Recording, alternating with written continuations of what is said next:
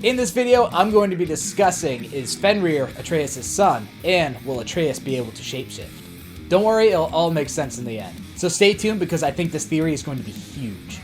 Here we go. We are all excited for the upcoming God of War Ragnarok. And videos and theories have exploded as of recently, which is awesome in my opinion. And there are so many great YouTubers out there that cover the subject so well, so go out and check them out. Now let's get down to business. Will Fenrir be Atreus' son? Well, it is kind of hard to image that this boy, this very young boy, fathering a gigantic, monstrous wolf creature, isn't it? But in Norse mythology, Loki is the father of Fenrir. So let's talk about who is Fenrir and what is his significance in mythology.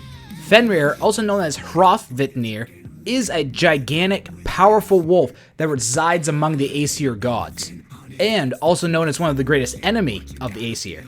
It is a little confusing, so hang on, it'll all make sense in a minute. Fenrir, like said before, is the son of the god of mischief Loki, and the giantess Angrboda. Fenrir would grow and grow until he became gigantic. Somewhere around here he gave birth to two sons named Skald and Hati, the wolves that would swallow the moon and sun and begin Ragnarok. But more on them later. The only thing that would rival his colossal size is his colossal strength.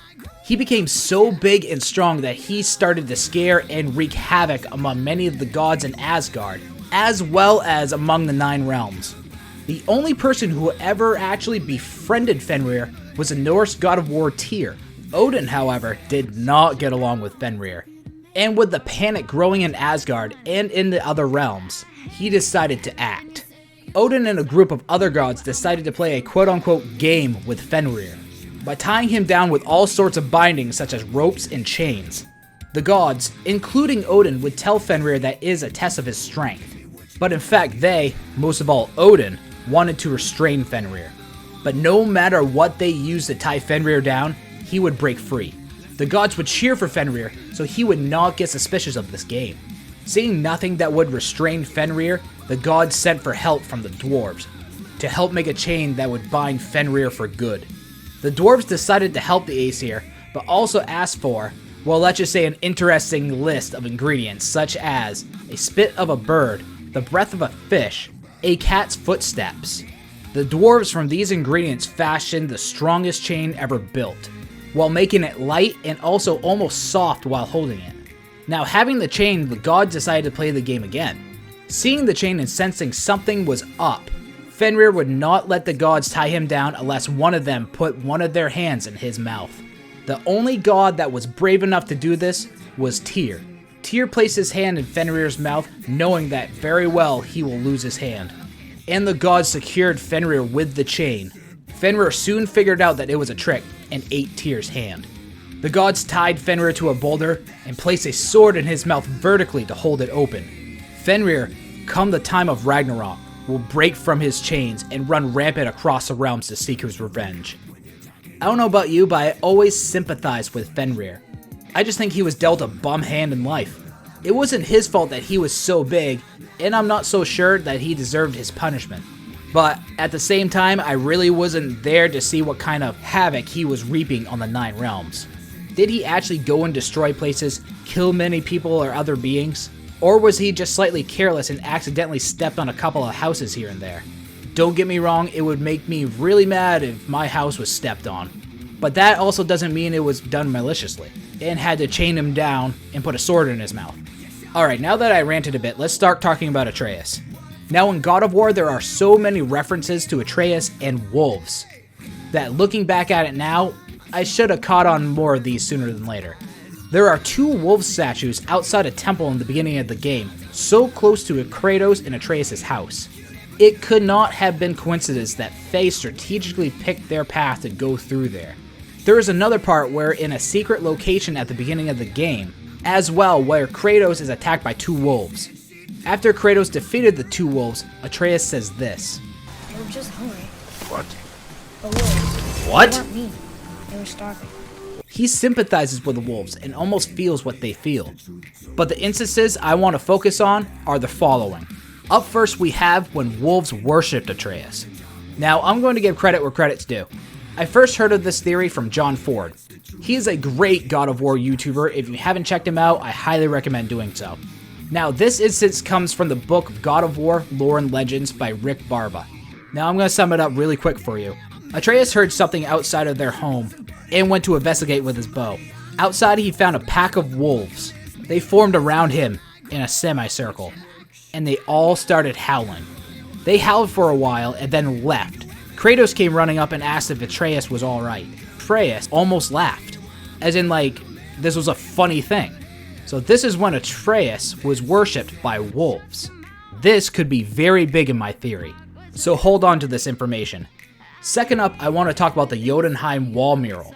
Now, on the Jodenheim wall, Atreus can be seen with 3 wolves.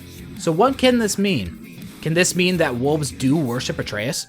Atreus being able to shapeshift? Or will this mean something completely different?